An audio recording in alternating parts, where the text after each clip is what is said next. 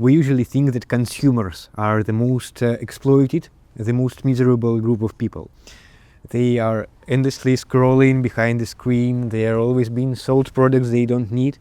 But I think there is a group of people who may be unfortunate even more. No one has empathy for those people usually. They have made this and that. They entertain us, they teach us, they innovate, they invent, they do a lot of things, but they often own nothing. They often own not anything that they made, both in legal terms and in philosophical terms, and in no way. Most creators don't own anything. This will not be like this hopeless, this doomer video of creator complaining about how hard it is. No, it will be instead a video where I will try to propose some solutions and to find some hope, because I have been a creator basically since childhood. It's mostly one and only thing that I've done, both with films, animations, workshops, creative systems, visual art, especially in recent years. So I kind of know what I'm talking about here. So let's see this problem from a new perspective, from a new point. So creators create everything, yet they own and control almost nothing from it. They lose control, they get erased. Most often they are forgotten. I'm often dealing with creative systems, with a way to do creative tasks. And since I was a teen, I knew this system called mind maps.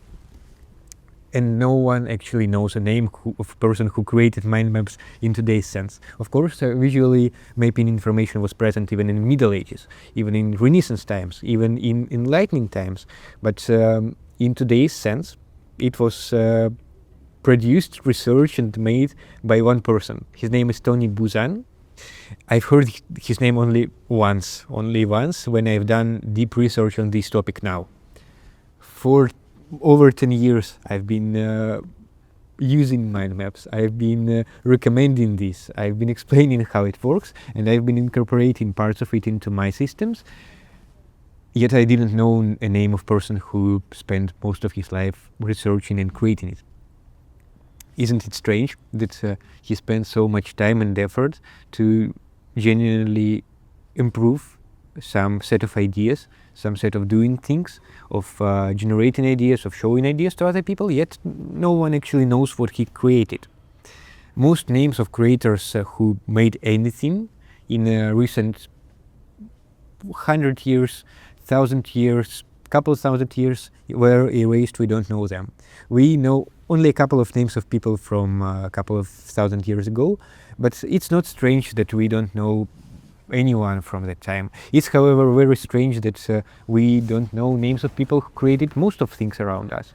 Do you know who created your kettle design? Do you know who made this car that you see here on the street, or maybe that car that you own?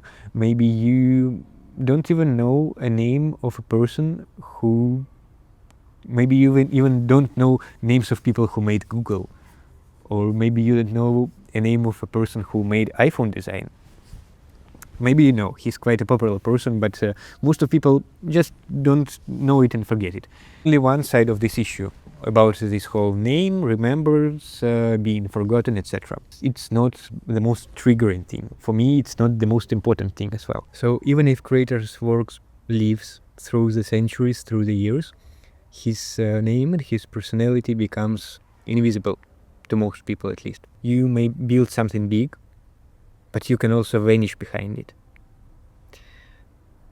I have recently read a book, very popular book by Rick Rubin, Creative Act. It's like an essential book for everyone who is creative, who is a creative. And he says that we don't really own ideas, that they float somewhere in the universe, that we are like antennas. At first, well, this sounds poetic, but it sounds poetic, it may even be humble, but let's dig deeper. It strips you from all agency that you may have. If ideas just happen to you, then your labor, your process, your obsession, it becomes not mattering too much. It's about being on that right frequency or being in the right place at the right time. I don't think about it that way, but this is Rick Rubin's view. It doesn't work for everyone though. So musician Jacob Collier, for example, totally disagrees. For him, creating is deliberate, is built from years of skill, and it's not mystical in any kind of way. Idea of Rick Rubin may be even beautiful and poetic and mystical, whimsical, but it raises all effort. It romanticizes being passive and just in process. And this process is really brutal and it's conscious and it doesn't often work this way. So I think that we can look at it from different perspectives, both at what Rubin proposes, but from various other things as well. Here is also a legal side to it. Most creators sign just right away contracts that push those rights from them to anyone they have contract with. So whether it's music, video creation, design, writing, software, once you work for a company, they usually own it. Even if you have a business, you often alienate your rights explicitly just right away. Maybe most popular example will be Taylor Swift. She had to even re-record her entire music catalog just to own and to sing her own songs. Yes, it's a good example, but she also continues this fight for ownership, and she is one of working examples where she made deliberate actions and it worked. For most creators it doesn't. So but I guess this is how things work. Is there something that we can change? Let's think for a bit about usual creators. So freelancers, interns, full-timers, most don't even think about ownership. Giving up is very easy in this system. It's expected from you. I've been working with video clients for a dozen of years, and most clients expect me to right away sign a contract where it will not just be a license to use what I do, but straight away giving all of rights, and me not owning rights. So even if I want to use it in a portfolio or something like that, I can, but I can notice, I may need to notice, or I may need to provide some details on where I will use it. So basically they license it to me and not the other way around. It's strange, and it's strange that it is expected and that this works by default. It gets even worse. You don't own your reputation. No one does fully own his or her reputation. You can easily lose control over your own image. It's not unfair. It's also the way things are, but creators experience it even more. Maybe there are two groups of people who experience it in full, like politicians and creatives. Algorithms now decide how people see you. So one taken out of context clip, one misinterpreted post, and suddenly all the public knows a version of you that you can't fix and that you don't really agree with. So your name, your persona, it instantly stops being yours. Was it ever? Your persona becomes content. Everything becomes content. Everything that you do, everything that you create just feeds down this content funnel and makes people go deeper and deeper, scroll deeper and deeper, enter it deeper and deeper. Usually YouTubers also say, okay, then go to my channel, or okay, do this, do that. And any kind of brand is not really shaped by you. It's shaped by strangers, everyone who encounters it, everyone who shares it, everyone who tells his or her friends. You can't control your reputation, and it's like a thing that you also expect. It's also a thing that is, on one hand, an insight. On other hand, it's something where there is almost no hope, and should there be. Personally, I think that all things that I talking about before, about legal side of things, about your name and being forgotten, these are things that we can fix even on our society, even on our community level.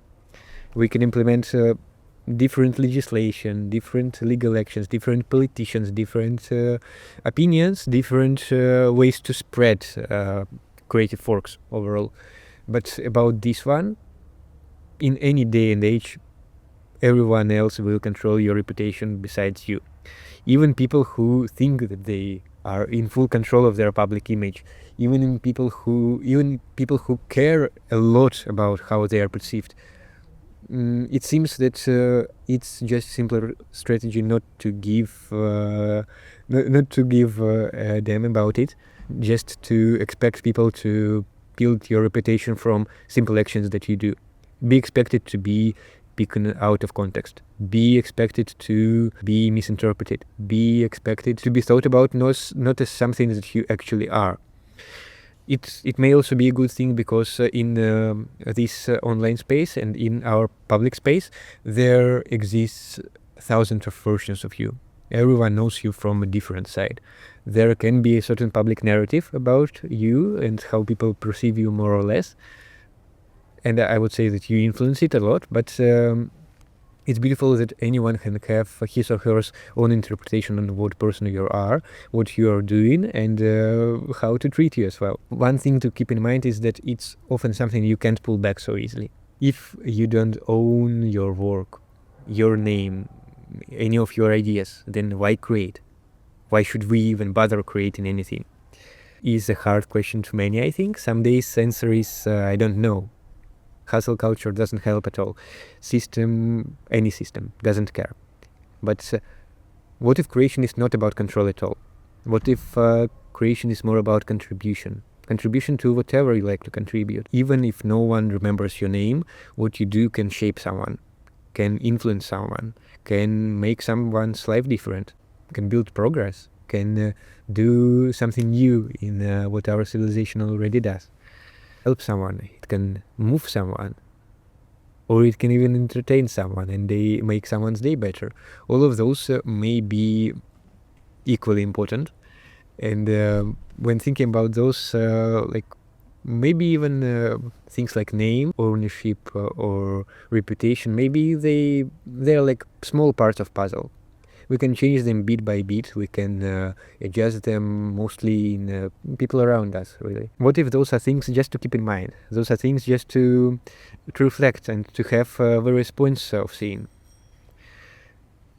Maybe even real answer is because we kind of have to.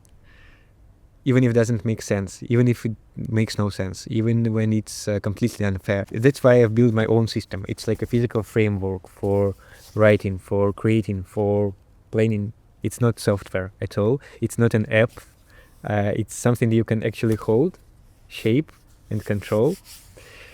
It's built from all kinds of things, like mind maps, task boards, free writing, system thinking, mountains, circles, all kind of shapes and forms that you use for various things, various tasks. You use it to write, to think, to invent, to capture ideas, to develop things. For me, it's a way of grounding all of creative chaos in a physical space, in real space. I am sharing it in detail on this channel. I invite you to go to that link in pinned comment. There is a full explanation of what it is, how it works. I'm currently inviting all of you into this sort of intensive and cohort, show all of you how this works on different tasks that you make. I hope to make it very personal. I hope to make it very useful to everyone who will sign in. I hope to see you there. So thank you that you watched this video till the very end. Check this comment. Maybe don't even see other videos. Maybe do some action, some actionable things. So thank you for being here and goodbye. In the end, maybe we don't really own anything. Not ideas, not reputation. Sometimes not even our name. We can still choose to create. Not for legacy, not for recognition, not to anything like that, but just to participate, to be part of something bigger, whatever it is for you. Maybe in it is a real freedom, or a part of real freedom. What do you think? Should creators fight for those ownership and those kind of having things, or can we let it go completely? Drop any thoughts of yours below. Let's talk. I reply to every comment that you write, so let's have a discussion there.